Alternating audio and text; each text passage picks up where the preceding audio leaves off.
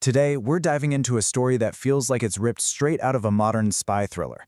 But this one didn't play out in secret bunkers or with hidden cameras. No, this heist went down deep inside the code that, honestly, runs our entire digital world.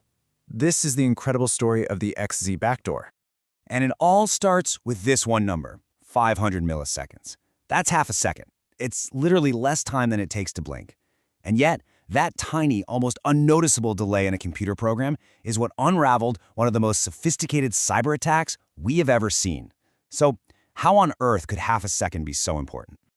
Well, it's because this massive, years-long conspiracy wasn't brought down by some fancy security alarm or a brilliant AI. No, it was discovered by one developer, a guy named Andres Freund, who was just trying to fix something and thought to himself, that's weird. This is running a little bit slow.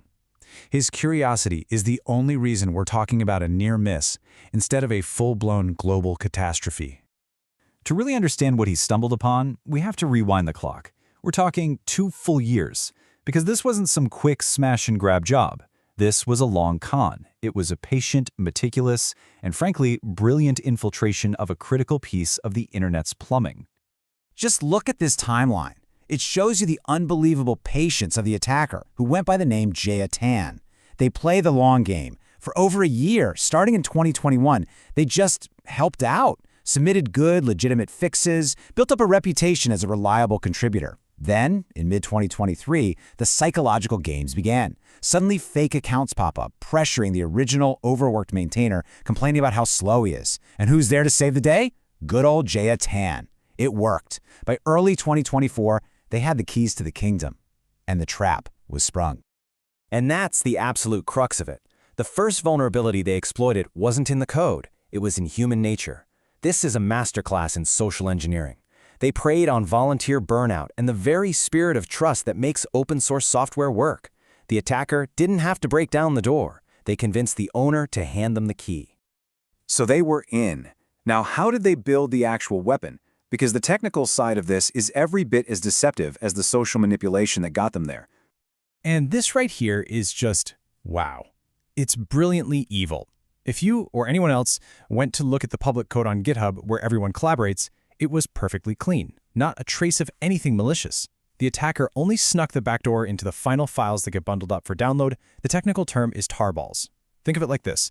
An author shows everyone a clean manuscript, but then secretly slips a poisoned chapter into the book right before it goes to the printer.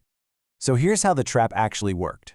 When a system administrator would go to build the software, a seemingly harmless little setup file would kick off a hidden script. That script, which was cleverly buried in what looked like test files, would then unpack the real payload. This payload would then wiggle its way into a core library and hijack SSH. That's the super secure protocol used to log into servers remotely. Basically, it created a secret skeleton key that would let the attacker bypass all security and walk right into almost any infected machine on the planet.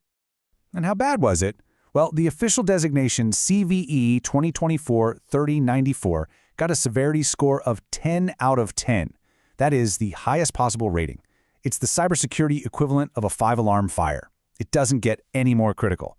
This wasn't just some bug. This was a doomsday weapon for the internet. But here's the thing. That weapon was never truly fired.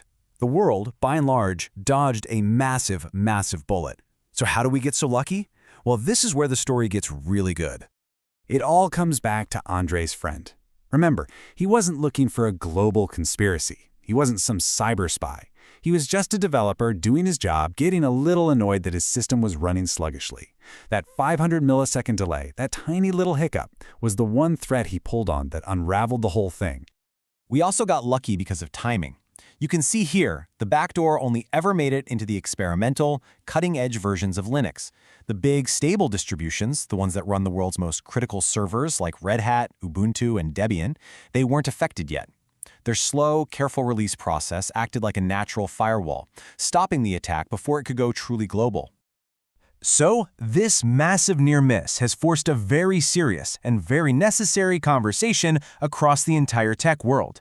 What do we learn from this, and how do we stop it from happening again? Well, there are a few huge takeaways. First, and this is a big one, letting volunteer maintainers burn out is a massive security risk. They become easy targets. Second, we have to trust, but we always have to verify. We can no longer just assume that because something is an official release, it's safe. And third, the big companies that make billions of dollars using this free software, they have a responsibility to invest in securing it. But here's the real silver lining. The only reason this was ever found is because the whole system is open. The code was out there for anyone to see, and thank goodness someone did. Which, of course, leaves us with one final and pretty unsettling question. We caught this one. We got incredibly lucky. But it was a sophisticated, patient, multi-year attack that was only uncovered by a total fluke. It really makes you wonder, how many others are out there, hiding just as cleverly, being just as patient, waiting in plain sight for their moment to strike?